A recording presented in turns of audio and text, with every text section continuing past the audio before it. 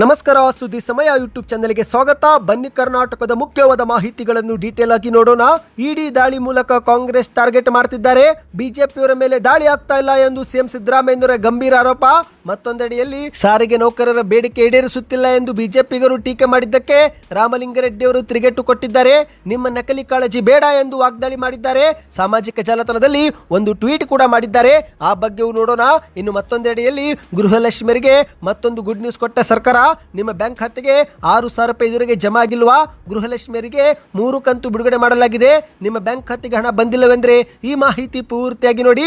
ಮತ್ತೊಂದೆಡೆಯಲ್ಲಿ ಕರ್ನಾಟಕದ ರೈತರಿಗೆ ಶೂನ್ಯ ಬಡ್ಡಿ ಯೋಜನೆ ಸಾಲವೇ ಸಿಗುತ್ತಿಲ್ಲ. ನೀವು ಕೂಡ ರೈತರಾಗಿ ಸಾಲ ಯೋಜನೆ ಲಾಭ ಸಿಗುತ್ತಿಲ್ಲವೆಂದ್ರೆ ಈ ಮಾಹಿತಿ ನೀವು ಪೂರ್ತಿ ನೋಡಿ ಸ್ನೇಹಿತರೆ.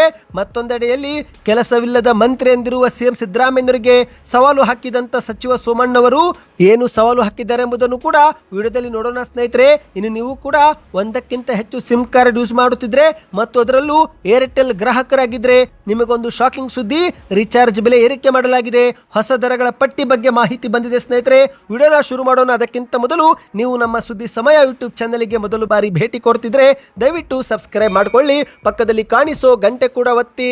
ಇದರಿಂದ ರಾಜ್ಯದ ಮಾಹಿತಿಗಳು ನಿಮಗೆ ಸಿಗುತ್ತವೆ. ವಿಡಿಯೋಗೆ ಲೈಕ್ ಮಾಡಿ ಮತ್ತು ವಿಡಿಯೋ ಪೂರ್ತಿಯಾಗಿ ನೋಡಿ. ಬನ್ನಿ ಸ್ನೇಹಿತರೆ, ಎಲ್ಲ ಮಾಹಿತಿಗಳನ್ನು ಡೀಟೇಲ್ ಆಗಿ ನೋಡೋಣ. ಇದೀಗ ಕೇಂದ್ರದ ಸರ್ಕಾರ ಇಡಿ ಇಲಾಖೆ ದಾಳಿ ಮೂಲಕ ಕಾಂಗ್ರೆಸ್ ಟಾರ್ಗೆಟ್ ಮಾಡ್ತಿದೆ ಎಂದು ಮುಖ್ಯಮಂತ್ರಿ ಅವರು ಚಾಮರಾಜನಗರದಲ್ಲಿ ಗಂಭೀರವಾದ ಆರೋಪ ಮಾಡಿದ್ದಾರೆ. ಹೌದು, ಕೇಂದ್ರ ಸರ್ಕಾರ ಕಾಂಗ್ರೆಸ್ ಅವರನ್ನು ಮಾತ್ರ ಗುರಿಯಾಗಿಸಿಕೊಂಡೇ ಇಡಿ ಇಲಾಖೆ ಮೂಲಕ ದಾಳಿ ಮಾಡ್ತಾ ಇದೆ. ಬಿಜೆಪಿಯವರ ಮೇಲೆ ಯಾವುದೇ ದಾಳಿನೇ ಆಗುತ್ತಿಲ್ಲ ಎಂದು ಮುಖ್ಯಮಂತ್ರಿ ಅವರು ಆರೋಪ ಮಾಡಿದ್ದಾರೆ. ಚಾಮರಾಜನಗರ ಜಿಲ್ಲೆಯ ಗುಂಡ್ಲುಪೇಟೆ ತಾಲೂಕಲ್ಲಿ 475 ಕೋಟಿ ವೆಚ್ಚದಲ್ಲಿ 110 ಕೆರೆಕಟ್ಟೆಗಳಿಗೆ ನೀರು ತುಂಬಿಸುವ ಯೋಜನೆ ಸೇರಿದಂತೆ ಹಲವು ವಿವಿಧ ಅಭಿವೃದ್ಧಿ ಕಾಮಗಾರಿಗಳಿಗೆ ಚಾಲನೆ ಕೊಟ್ಟು ಮಾತನಾಡಿದಂಥ ಮುಖ್ಯಮಂತ್ರಿಯವರು ನಲ್ಪಾಡ್ ಅವರ ಮೇಲೆ ಆಗಿರುವ ಇಡಿ ದಾಳಿ ಕುರಿತಂತೆ ಪ್ರತಿಕ್ರಿಯೆ ಕೊಟ್ಟಿದ್ದಾರೆ. ಹೌದು ಸ್ನೇಹಿತರೆ, ಇಡಿ ದಾಳಿ ಮಾಡಿಸುವ ಮೂಲಕ ಕೇಂದ್ರ ಸರ್ಕಾರ ಕಾಂಗ್ರೆಸ್ ನಾಯಕರನ್ನೇ ಟಾರ್ಗೆಟ್ ಮಾಡ್ತಿದೆ ಎಂದು ಮುಖ್ಯಮಂತ್ರಿಯವರು ಆಕ್ರೋಶ ವ್ಯಕ್ತಪಡಿಸಿದ್ದಾರೆ. ಇನ್ನು ಇದೇ ನಡುವೆ ಮಹಿಳಾ ಮೀಸಲಾತಿಗೆ ಕಾಂಗ್ರೆಸ್ ವಿರೋಧ ವ್ಯಕ್ತಪಡಿಸಿದೆ ಎಂದಿರುವ ಪ್ರಧಾನಿ ಮೋದಿಯವರ ಹೇಳಿಕೆಗೂ ಕೂಡ ತಿರುಗೇಟು ಕೊಟ್ಟಂತ ಸಿದ್ದರಾಮಯ್ಯನವರು, ನಾವು ಮಹಿಳಾ ಮೀಸಲಾತಿ ವಿರೋಧ ಮಾಡೇ ಇಲ್ಲ.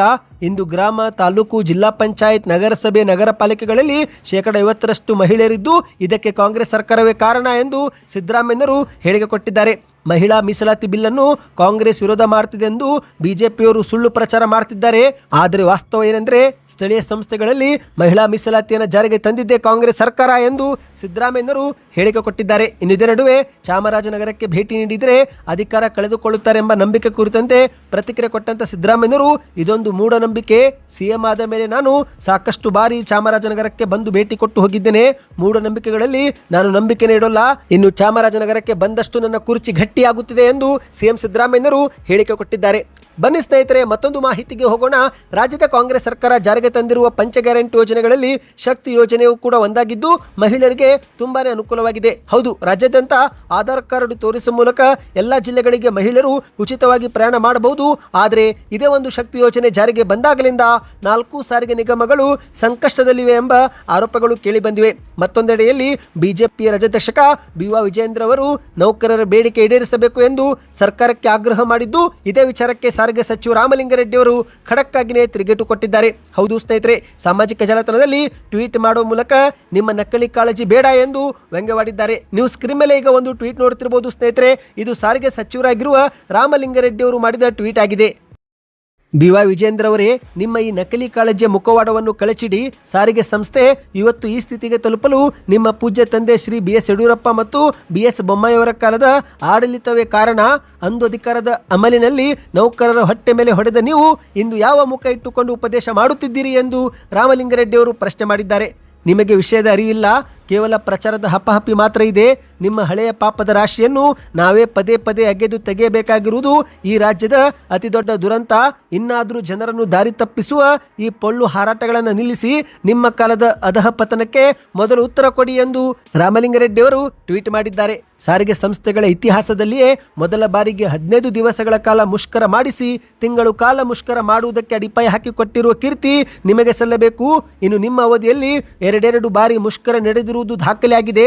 ಮುಷ್ಕರದ ಹೆಸರಿನಲ್ಲಿ ಸಂದರ್ಭದಲ್ಲಿ ಸಾವಿರಾರು ಸಂಖ್ಯೆ ನೌಕರರನ್ನ ಅಂದಾಜು 3,500 ನೌಕರರನ್ನು ಕೆಲಸದಿಂದ ವಜಾ ಜೊತೆಗೆ ಅಮಾನತು ಮಾಡಿದ್ದಲ್ಲದೆ FIR ಕೂಡ ಹಾಕಿಸಿ ಇಂದಿಗೂ ಕೋರ್ಟು ಕಚೇರಿ ಅಲಿಯುವಂತೆ ಮಾಡಿದ್ದು ನೀವು ನಿಮ್ಮ ಆಡಳಿತದ ಅವಧಿಯಲ್ಲಿ ತಿಂಗಳಿಗೆ ಸರಿಯಾಗಿ ವೇತನ ಪಾವತಿ ಮಾಡದೆ ಈ ತಿಂಗಳ ಸಂಬಳ ಮುಂದಿನ ತಿಂಗಳು ಇಲ್ಲವೇ ಅರ್ಧ ಸಂಬಳ ನೀಡುತ್ತಿದ್ದು ದಾಖಲೆ ನಿಮಗೆ ಬೇಕೇ? ವೇತನ ಪರಿಷ್ಕರಣೆ ಮಾಡಿ ಹಣ ಪಾವತಿ ಮಾಡದೆ ಬಾಕಿ ಇಟ್ಟು ಹೋಗಿದ್ದಿರಲ್ಲ, ಇದರ ಭಾಗವೇ ಈಗಿನ ಮುಷ್ಕರದ ಕೂಗು. ಇನ್ನು 2020ರಲ್ಲಿನೇ ಆಗಬೇಕಾಗಿದ್ದಂತ ವೇತನ ಪರಿಷ್ಕರಣೆಯನ್ನು 2023 ಮಾರ್ಚ್ನಲ್ಲಿ ಅಂದ್ರೆ 38 ತಿಂಗಳ ನಂತರ ಮಾಡಿದ್ದು ತಡವಲ್ಲವೇ?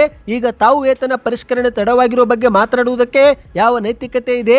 ವೇತನ ಪರಿಷ್ಕರಣೆ ಘೋಷಿಸಿ ಯಾವುದೇ ಅನುದಾನವನ್ನು ಕೂಡ ನೀಡದೆ ನಿವೃತ್ತ ನೌಕರರ ಹಿಂಬಾಕಿಯನ್ನು ನಮ್ಮ ಆಡಳಿತಾವಧಿಯಲ್ಲಿ ನಾವು ಪಾವತಿ ಮಾಡಿದ್ದೇವೆ.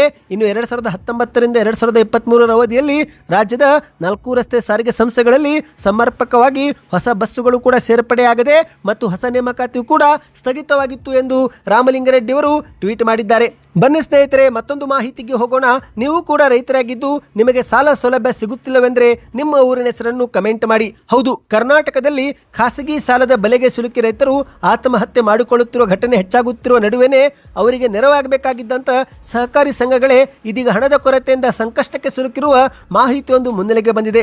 ಹೌದು ಸ್ನೇಹಿತರೆ, ಸರ್ಕಾರದ ಶೂನ್ಯ ಬಡ್ಡಿ ದರದ ಸಾಲ ಯೋಜನೆಯು ಬಹುತೇಕ ರೈತರಿಗೆ ಸಿಗುತ್ತಾನೆ ಇಲ್ಲ. ಹಾಗಾಗಿ ರೈತರು ಹೆಚ್ಚಿನ ಬಡ್ಡಿಗೆ ಖಾಸಗಿ ಅಥವಾ ಬ್ಯಾಂಕಿನಲ್ಲಿ ಸಾಲ ಪಡೆದುಕೊಳ್ಳುತ್ತಿದ್ದಾರೆ.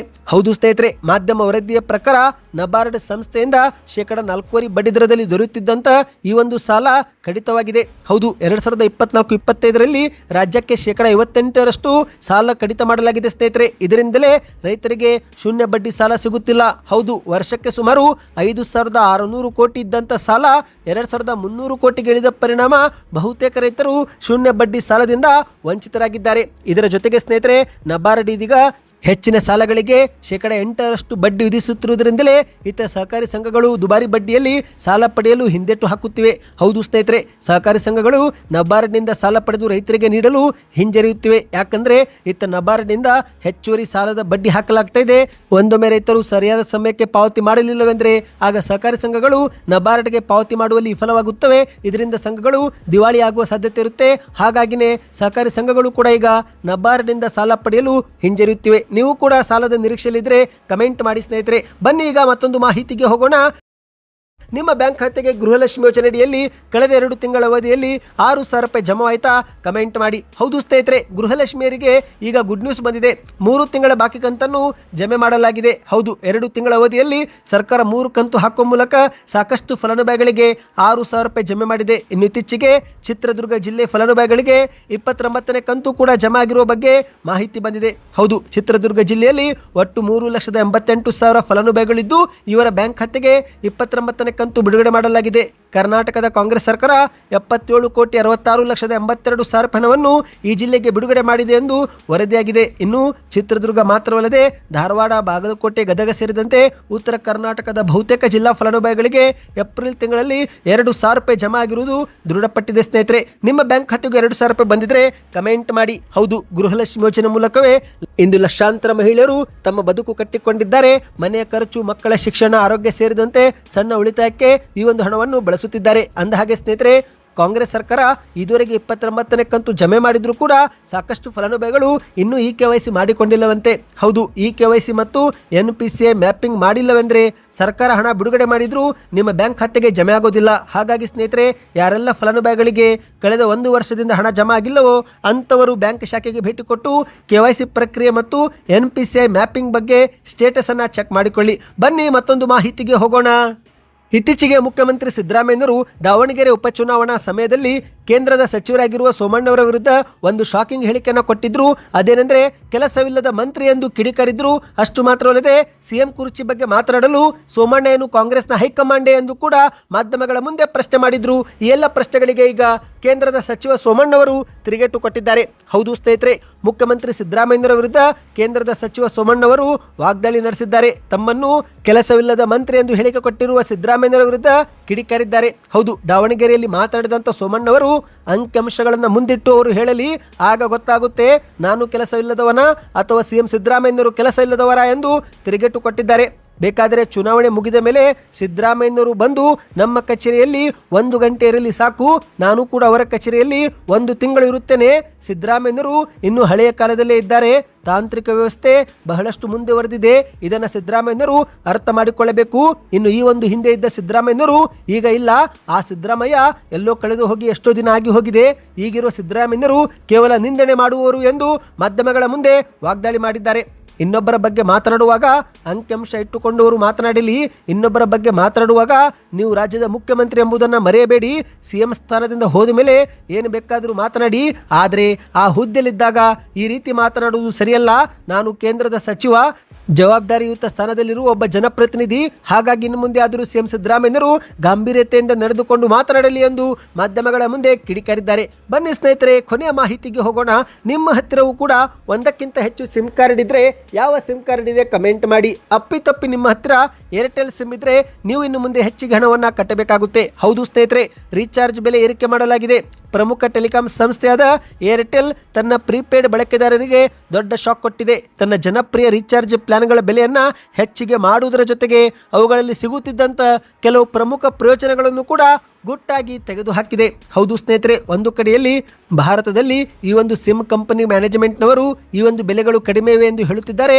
ಆದರೂ ಕೂಡ ಸರಣಿ ಬೆಲೆ ಏರಿಕೆ ಮಾಡುವುದರ ಜೊತೆಗೆ ಗ್ರಾಹಕರಿಗೆ ಶಾಕ್ ಕೂಡ ಕೊಡ್ತಿದ್ದಾರೆ. ಹೌದು, ಇದೀಗ ಏರ್ಟೆಲ್ ತನ್ನ ಅತ್ಯಂತ ಜನಪ್ರಿಯ 859 ರೂಪಾಯಿ ಪ್ಲಾನ್ ಬೆಲೆಯನ್ನು 899 ರೂಪಾಯಿಗೆ ಏರಿಕೆ ಮಾಡಿದೆ. ಈ ಪ್ಲಾನ್ನಲ್ಲಿ 84 ದಿನ ವ್ಯಾಲಿಡಿಟಿ, 1.5 GB ಡೇಟಾ ಮತ್ತು ಅನ್ಲಿಮಿಟೆಡ್ ಕಾಲ್ಗಳು ಇವೆ ಸ್ನೇಹಿತರೆ. ಇದರಲ್ಲಿ ಯಾವುದೇ ಬದಲಾವಣೆ ಮಾಡಿಲ್ಲ. ಆದರೆ ಒಂದು ಪ್ರಮುಖ ಪ್ರಯೋಜನವನ್ನು ಕಡಿತಗೊಳಿಸಲಾಗಿದೆ. ಹೌದು ಸ್ನೇಹಿತರೆ, ರಿವಾರ್ಡ್ಸ್ ಮಿನಿ ಅನ್ನುವ ಸಬ್ಸ್ಕ್ರಿಪ್ಷನ್ ಅನ್ನು ಏರ್ಟೆಲ್ ತೆಗೆದುಹಾಕಿದೆ. ಇದರಿಂದ ಬಳಕೆದಾರರು ಪ್ರತಿ ತಿಂಗಳು ಪಡೆಯುತ್ತಿದ್ದಂಥ 80 ರೂಪಾಯಿ ಕ್ಯಾಶ್ ಬ್ಯಾಕ್ ಇನ್ನು ಮುಂದೆ ಪ್ರಯೋಜನ ಪಡೆದುಕೊಳ್ಳಲು ಸಾಧ್ಯವಾಗುವುದಿಲ್ಲ. ಇನ್ನು ಅದೇ ರೀತಿ ಸ್ನೇಹಿತರೆ, 799 ರೂಪಾಯಿ ಪ್ಲಾನ್ ರದ್ದು ಮಾಡಲಾಗಿದೆ. ಹೌದು, ಅತಿ ಹೆಚ್ಚು ಈ ಒಂದು ಪ್ಲಾನು ಪ್ರಸಿದ್ಧವಾಗಿತ್ತು. 1.5 GB ಡೇಟಾ ಜೊತೆಗೆ 77 ದಿನಗಳ ವ್ಯಾಲಿಡಿಟಿ ಇರುವಂತಹ 799 ಪ್ಲಾನು ಬಡವರಿಗೆ ತುಂಬಾನೇ ಸಹಾಯಕವಾಗಿತ್ತು.